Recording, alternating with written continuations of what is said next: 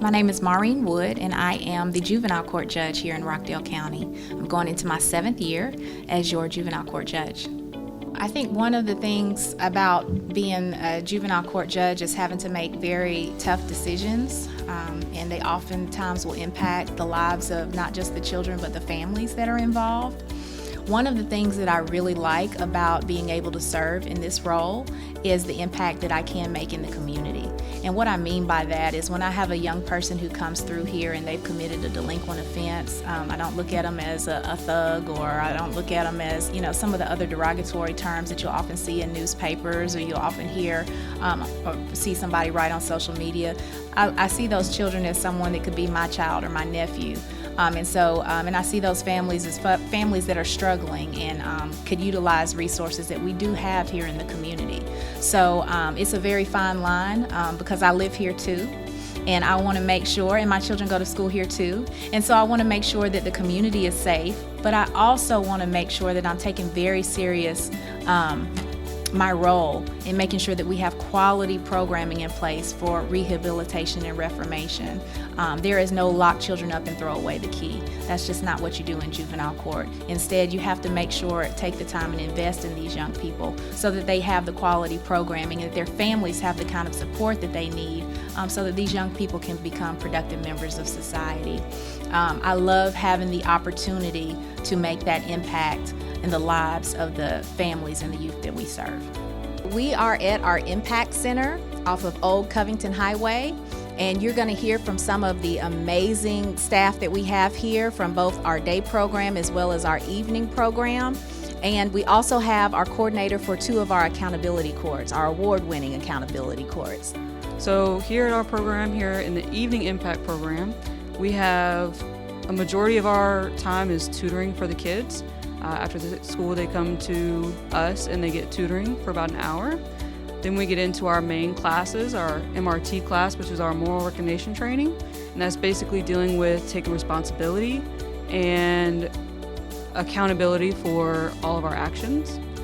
Our ART class is our anger recognition training. That's basically our anger management class, where they learn how to see their anger and how to deal with their anger in better ways. And then we have our life skills classes, where we go into responsibility, we go into their goals, we go into decision making, and even into money management. We have several different things that we do activities-wise to help teach some of these classes, and the kids seem to really learn a lot of things here.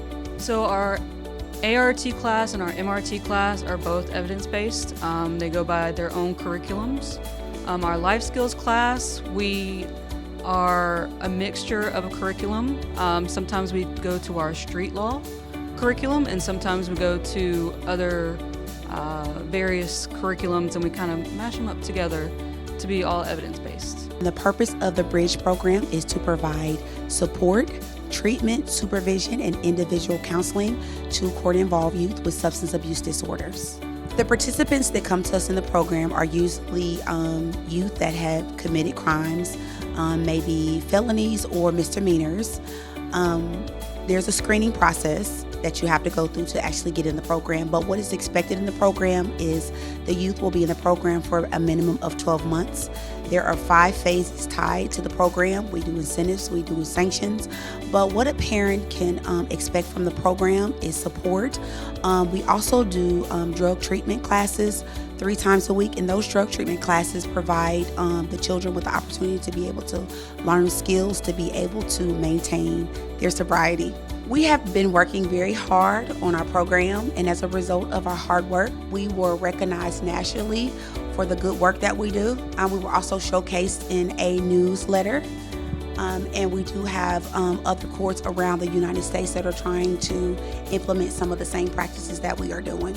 Functional Family Therapy is an evidence-based program that we have here in Rockdale County, funded by a Juvenile Justice Incentive Grant in our partnership with Grace Harbor.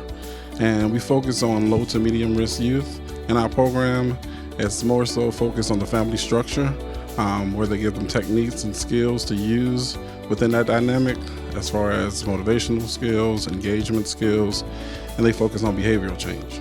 Here at the Impact Center, when the child arrives, we provide a light breakfast. We focus on academics. I have several tutors and program facilitators that help kids with one-on-one interventions. Our population is low, so most children get that one-on-one time with each one of my facilitators. So oftentimes when I'm in the community, people ask, well, how can I get involved?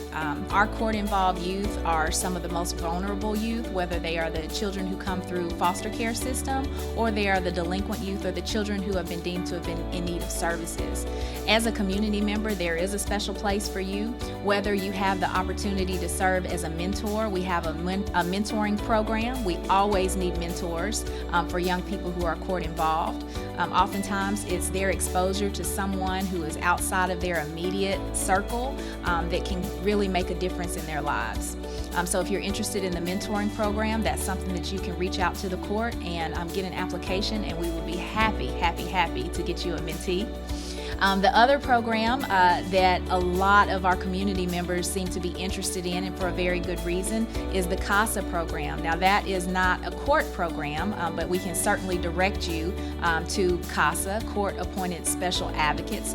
Those are volunteers who get trained at CASA to then serve as basically the role of a guardian ad litem, a court-appointed special advocate for young people who are in foster care. So in those dependency cases, you are the voice of that child through the length of that dependency case. And so that is a very, very special job. It is not for everyone, but for those of you that are interested in getting involved in the life of a young person who is in foster care, please consider being a volunteer for the CASA program. And last but not least, if you have a place in your home and your heart to be a foster parent, our local Department of Family and Children's Services is always looking for foster families.